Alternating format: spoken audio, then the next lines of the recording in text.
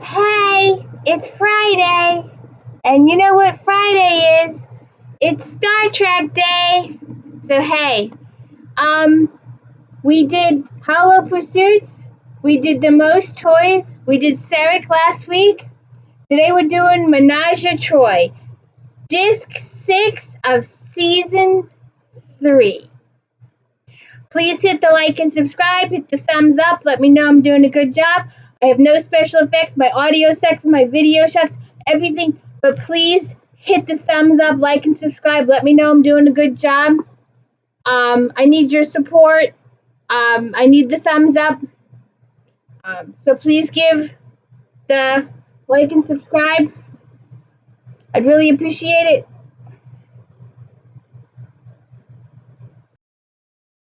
So when we first start the episode, there's a voiceover from the captain. The Enterprise has been in attendance at the Biennial Trade Agreements Conference on Beta Z. For the first time, the Ferengi are present, and I have reluctantly consented to their boarding the Enterprise for the closing reception.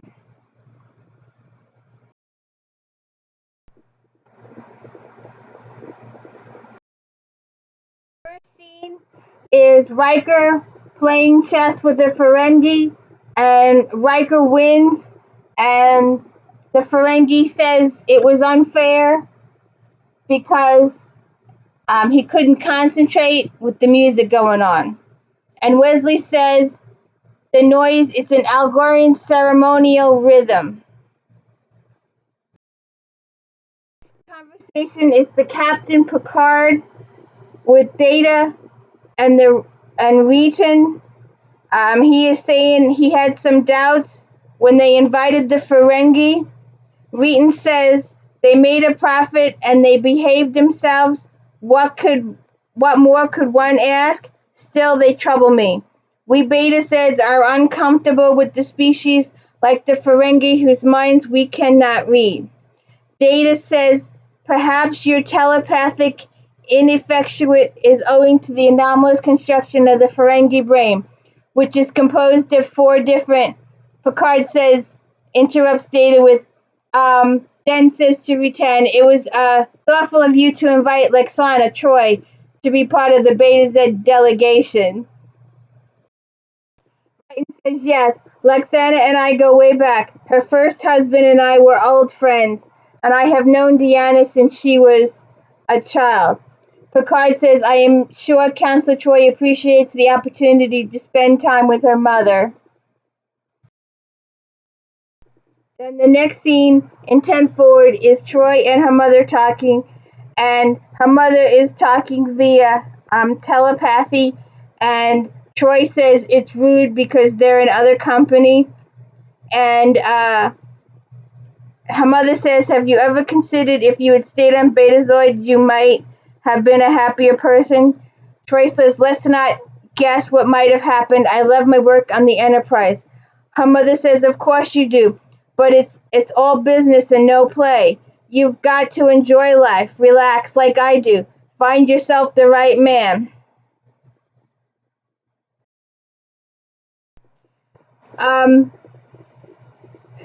Troi says, Mother, we are among non-telepaths. It's impolite not to speak out loud. Lexana says, you mean talk with my mouth full? She laughs. All right, you want me to say something out loud? Have you ever considered that if you stayed on Beta Z, you might have been a happier person? Troi says, let's not guess what might have been. I love my work on the Enterprise. Her mother says, of course you do, but it's all business and no play. You've got to enjoy life like I do. Find yourself the right man. I love the look that Deanna gives her mom. Find yourself the right man. She's like, Mom, oh good grief. Why did the writers torture us with Riker and Troi for so many years? Her mom continues, think of the future, think of my future. Riker walks over and greets Lexana and Deanna. Anything I can do for you? Deanna takes Riker over to the bar. So we get over to the Ferengis. And I'm excited. Well, first of all, I want to know where Arminian is, because he always plays the Ferengi. In all the Star Trek episodes, he plays the Ferengi. He's not here this one. But you know who is here this one? Neelix! That's Neelix! Our good boy Neelix plays a bad guy. Major Bummer plays a bad guy. And they discuss the uses that Lexana would have to their race as a telepath. She could help them negotiate her, with their peoples, with other races. She could read minds, but she's unable to read Ferengi minds for whatever reason. So I was just so excited. I was like, I know that voice. That's Neelix. That's Ethan Phillips. That's Ethan.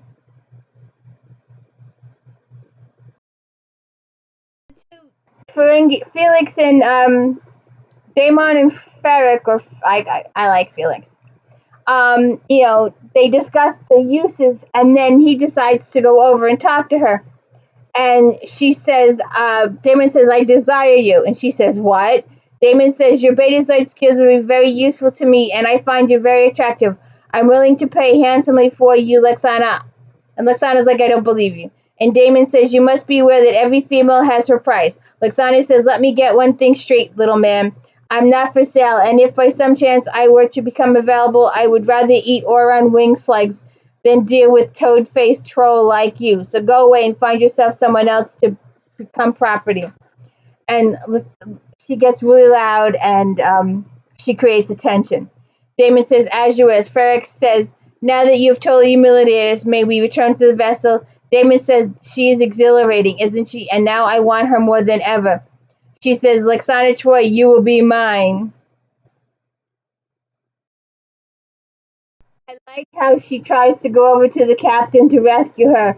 And he's like, I gotta show Retan something, and they leave. That was just too funny. You know how much Picard is scared of Lexana.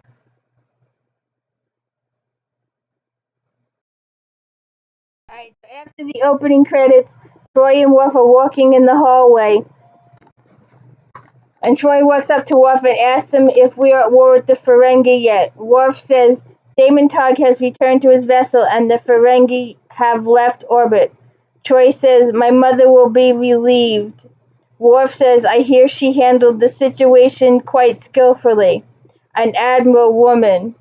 Her mother hears it and she's like, oh, that's so good. She walks in her mother's room and she's meditating.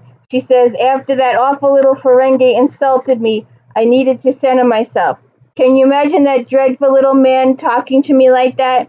Does he not realize that I am the fifth daughter of the fifth house of Betazoid, that I am the beholder of the chalice of Rix? Troi says the chalice of Rix is an old clay pot with mold growing inside it. Her mother says, perhaps when you are older and wiser, you will understand. Troi apologizes for getting upset with her mother at the reception. Her mother says, Deanna, try to understand. You are all I have. My only concern is your happiness. Deanna says, I am happy. Why can't you believe that? Her mom says, oh, I wish I could. How much happiness is there in you always being there for someone else and never being there for yourself? Troi says she gets a great deal of satisfaction out of her work. Her mother says, I'm sure you do. I'm sure it's very rewarding in its way, but what about a family? Troi gets angry and says, this is my family. My friends are on the Enterprise. Lexana says, all right, in case I haven't spelled it out for you, I am talking about finding a husband, a child. That's what made me happy, at least until now. Troi says, Mother, look, perhaps someday I will marry, but you have to let me make my own choices. Live my own life and not the life you would have chose for me. Her mother says, you had your chance with Commander Riker, and you ruined that. See, now they're bringing up Riker. and this is a nice episode with the two of them together, but then they're going to throw them apart again and throw the people in their faces. Why did they keep messing with us like that? I just hate that the writers mess with us. Oh, and I need to check if somebody can check. Did Jeannie Francis ever guest star on Star Trek? Did she ever play a love interest? Now that would have been cool.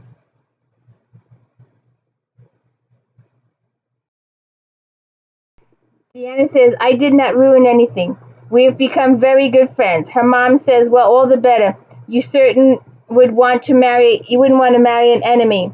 Deanna goes to leave, and her mom says, I will talk. We can talk about this. And she says, very well, have it your way with little one. And she goes, little one?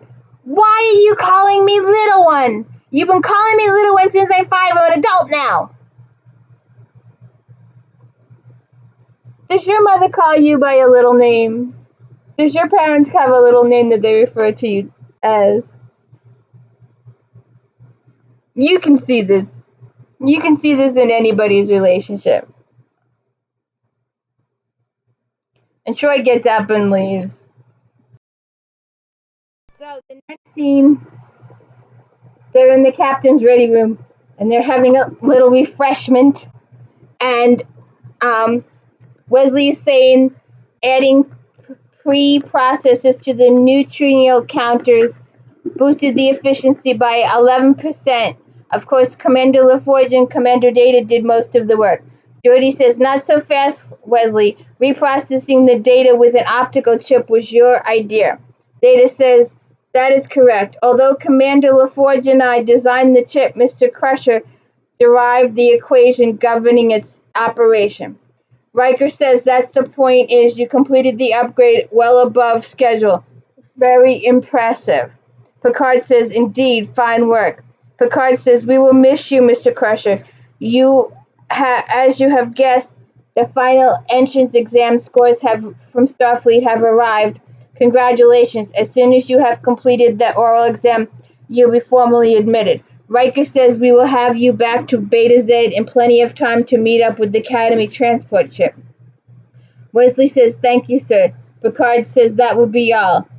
Geordi and Data leave, and Picard wants to talk to Riker alone. So Picard says, do you agree that this is a fairly routine mapping mission? Riker says yes. Picard says, Counselor Troy had the good sense to ask for shore leave, and I see I'm going to have to suggest it to you. Have a good time, number one. Again, why are the writers torturing us like this, giving ideas and hopes that Troy and Riker could be together when they are only going to keep them apart for the next 5-6 years? When's the movie?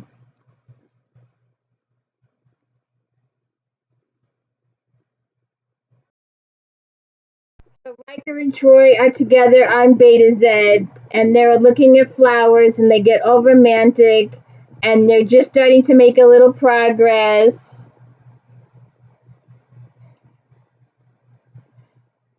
Yes, I love you. Yes, I do.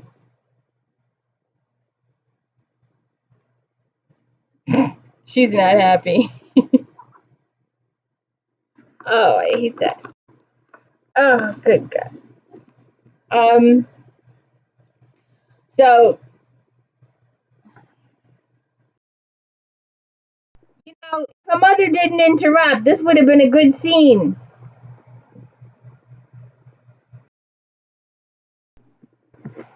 So they sit down to a picnic.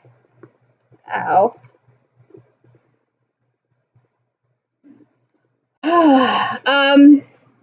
So her mother sends Mr. Holmes to go pick some berries. And Deanna starts on her mom, and her mom says she's been so excitable lately. Then the ferengi shows up with flowers, saying, for one of whose beauty surpasses even these Hercules. Riker says, Damon Tag, I thought the Crichton left orbit hours ago. Damon says it did, but when I tried to get the image of Lexana out of my mind, I could not succeed. Lexana takes the flowers and throws them away and says, you mean you came all the way back to Beta Z for me? So he gives her the flowers. She throws them away. He says, why continue to search for perfection that you found it? Troy says, I don't believe this. Lexana says, listen, Demon Tonga, whatever you call yourself. And she goes in her, I'm the fifth daughter of the House of Betazoid, and the whole 9 yards. And then he has his crew beam the 4 of them up. Demon beams them up to a ship, and Mr. Holmes returns, and he's like, where'd they go?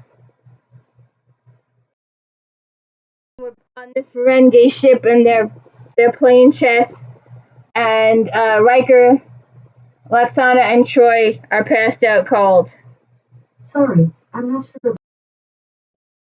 So they wake up, and Ferric says, Damon, they have regained consciousness. And then they beam Deanna and Troy away without their clothes. And when they ask the Ferengi why they don't have their clothes on, Ferric says females do not deserve the honor of clothing. Lwaxana says they're as bad as humans. Look at their leer on their face. What is it, sci-fi shows and nudity? Why they gotta do this? I know it's part of the Ferengi culture and all that stuff. Yeah, we get it. Her mother gets blankets and they cover themselves. Damon says, you must forgive the doctor. He is not accustomed to dealing with Betazoid females. Now, Lwaxana, I have business proposition for you. She said, thanks, but I'm not interested in any of your propositions. Damon says, hear me out. Your telepathic powers could bring us great profit. She says, why would I want to bring you profit? Ferric says, in order to keep your daughter alive and healthy for one. Damon interrupts and says, there's no need for threats. Lwaxana is a sensible female. Troy says, I don't like the sound of this, mother. Her mother says, I believe I can control him, little one. Then she says to Damon, I'm sure that we can talk about this. The two of us, Damon says, a wise choice. He tells Ferric to leave, and then he sends Troy back to the Enterprise. To Riker. An extra! She gets bragging rights for the rest of her life. So, back on the Enterprise, Geordi and Wesley's 15 hours from Gamma Arande, and have already the subspace static is playing hell with the communications. Just what you'd expect from a stellar nursery. Data says, congratulations on passing the written exam. Wesley says, thanks, Data, if I can do as well on the oral exams. Geordi says, not to worry, you will, and when you return, we will be gaining the best ensign in Starfleet. Then Data adds that there's no guarantee that Wesley will be reassigned to the Enterprise. 91% of the Starfleet graduates are not posted to a Galaxy-class ship on their first assignment.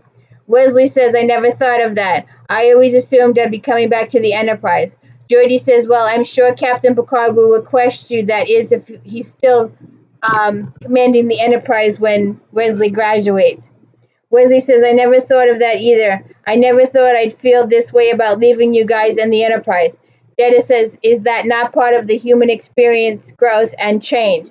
Wesley says, I suppose so, but Geordi says, listen, Wesley, I feel the same way when I left my family to go to the academy, but it was one of the best times of my life. You are going to meet new friends and have new adventures that you can't even imagine. Wesley says, I hope you're right, Geordi. He's going off to college. He's leaving home. He's leaving the sanctity of the home.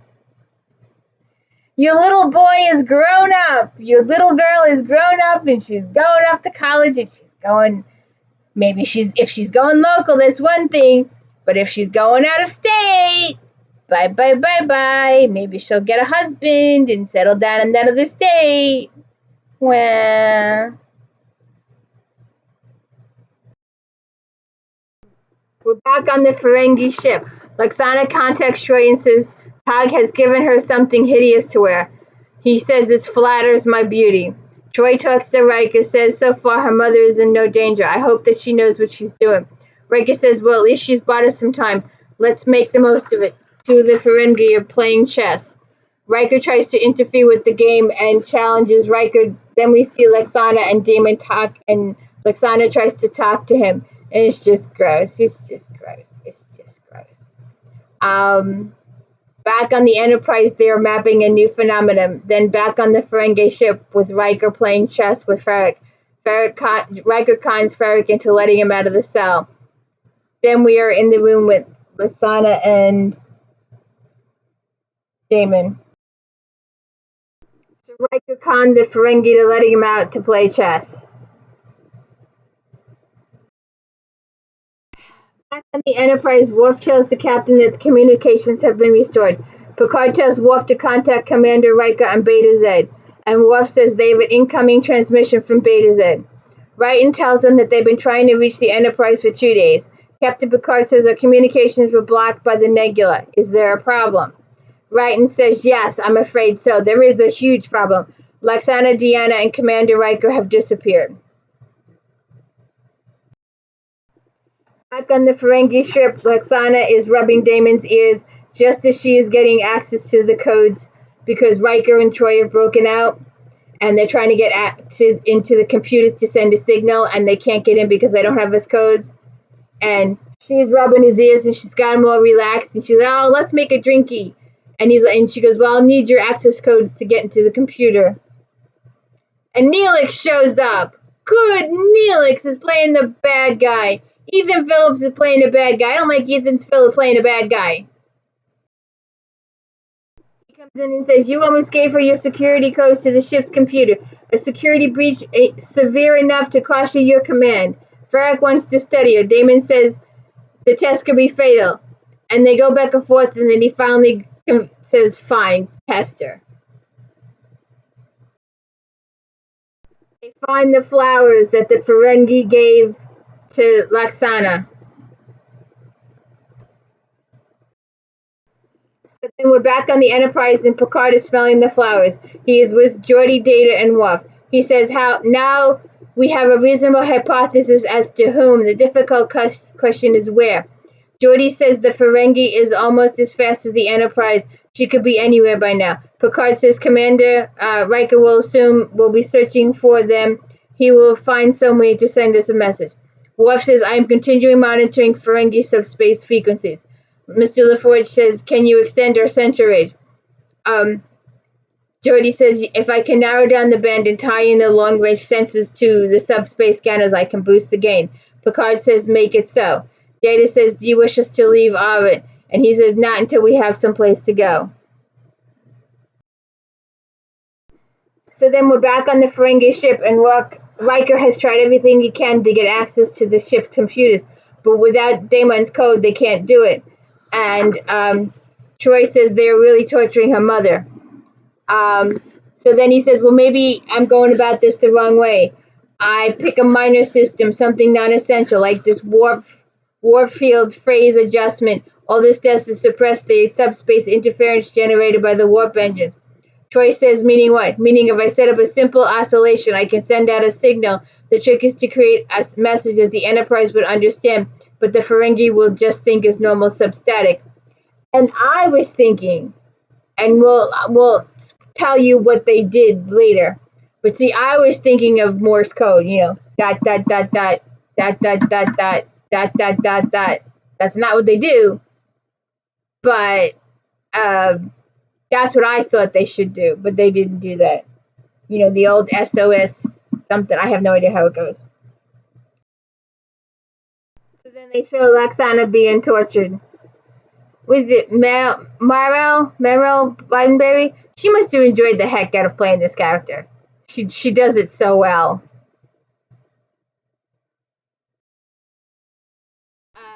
So they're back on the Enterprise. Wesley says, as soon as I am sure the Bradbury's in the area and they want to take Wesley back to the academy. And Wesley says, I'll leave when this is ready. Geordi says, initiating scans now, Captain. They hear a noise. Picard says, can you locate the Crichton?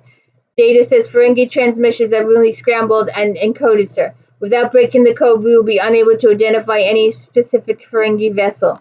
Geordi says, Ferengi codes are damn near impossible to break. Picard says, I have the utmost confidence in your ability to perform the impossible. Wesley hears some. Worf says the Bradbury is telling us they can no longer delay the departure. Data implies the Amode Huffman Greenlaw encoder shame. Next scene, Oh, and they just make him leave. He just walks out. There's no hugs, goodbye, nothing. He just leaves. You know this is the setup. So then it hits Wesley what it is he's saying goodbye to his mom. So he runs back to the bridge. Wesley says, I think there's a pattern in one of the subspace interference I heard in one of the Ferengi messages. Picard says, Wesley, unless you leave immediately, you're going to miss the Bradbury. Wesley says the interference itself could be a message. It could just hear a replay of the subspace scans. Worf tells the Bradbury to leave. Picard says Data play back the Ferengi transmission. Data's repeat that. Put it on a continuous replay. Hear that popping noise, Data. Can you filter out everything but that Cochrane distortion of fluctuation in the phase of subspace field? Geordi, distortion of says all good. God, all warp engines generate that kind of interference, Wesley. But then he says, listen to the pattern. It's an algorithm. Uh, it's the ceremonial rhythm that the musician played at the reception. Mr. Crusher, data is correct. There is a temporal correlation. Then this is a signal from Commander Riker. Ingenious. He selected a signal we'd recognize, but one the Ferengi would dismiss as static. Worf locates the signal. Picard says, plot a course, warp 9, or 8, should I say. I have an issue with this. They run in the warp, they take the one Ferengi out, and then he just hands them the phaser. He just hands them the phaser. He's bigger than the. Look how much bigger he is. He could take him easy. Why does he surrender? He could fight them. He could fight a Ferengi. No ands, ifs, or buts about it, and win. But no, he just hands big old Riker, Commander, hands them the.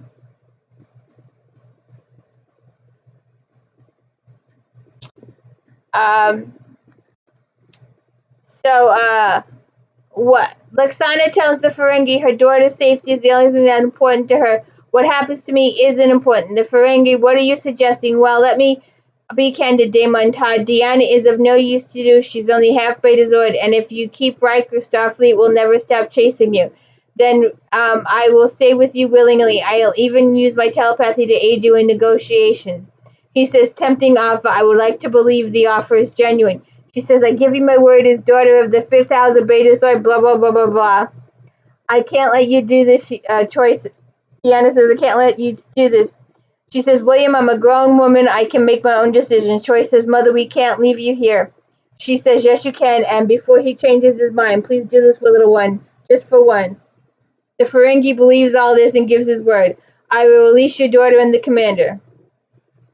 Then Damon gets a message that the Federation ship is approaching at high warp. So then they beam Riker and Troy back, and Picard says, you are still holding Lexana. And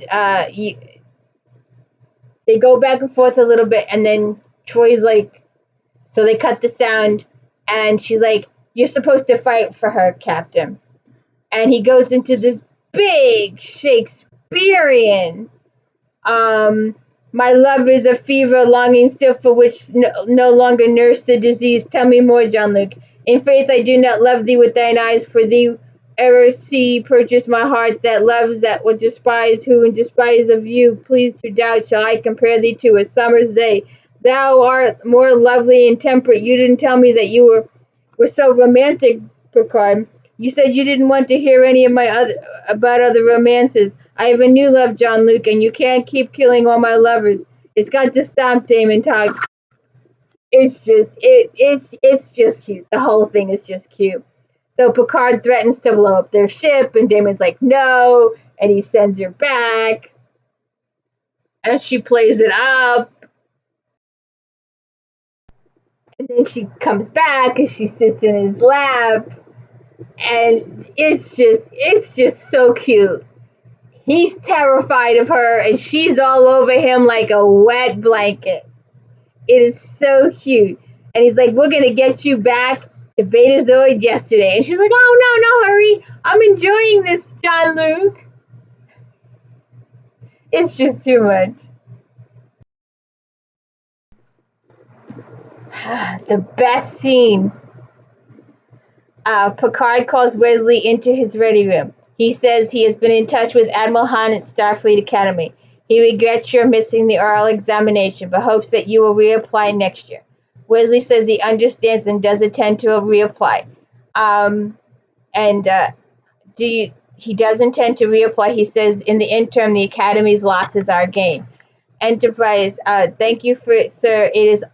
That is all there's. He says, is that all? He says, no, there's something else. Captain, I'm just thinking I'm saying goodbye to you. You're on today, but I thought you said I wasn't going to be able to go to the Academy. You must wait. That's true, but I reviewed your service to this ship. Your crewmates' old conscience make you wait for the Academy.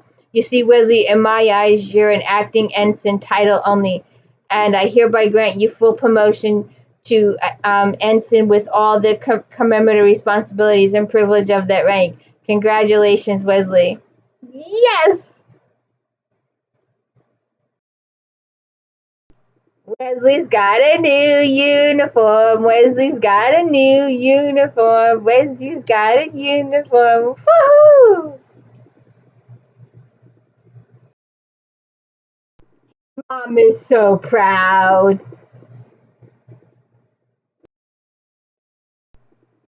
Well, I thank you for joining me today for Menage a Troi, Disc 6, episode 172 of season 3. We have one more disc to go. And if you stuck around to the end, and according to my analytics, nobody sticks around to the end, but I really appreciate a thumbs up, like, and subscribe. Let me know you appreciating my Friday afternoons with Star Trek. But I also have something for later on. David Mack, The Persistence of Memory, Book 1. Silent Weapons, Book 2. And The Body Electric, Book 3. I thought that was a cute series. I saw it the other day. We'll have to look into it later in the reviewing of the book situation. Please hit the like and subscribe and let me know I'm doing a good job. Hit the thumbs up. Thank you.